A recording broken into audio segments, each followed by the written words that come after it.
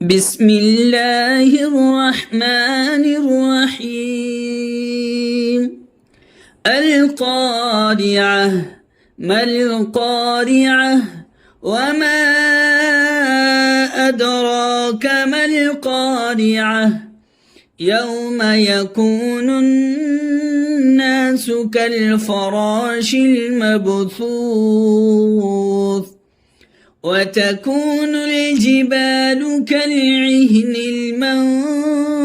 المنفوش فأما من ثقلت موازينه فهو في عيشة راضية وأما من خفت موازينه فأمه